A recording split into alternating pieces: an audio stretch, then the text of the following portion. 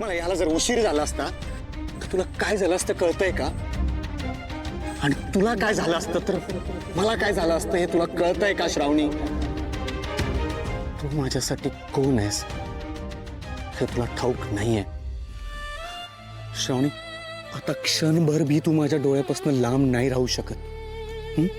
माझ्यापासून लांब नाही जायचं, कळतंय?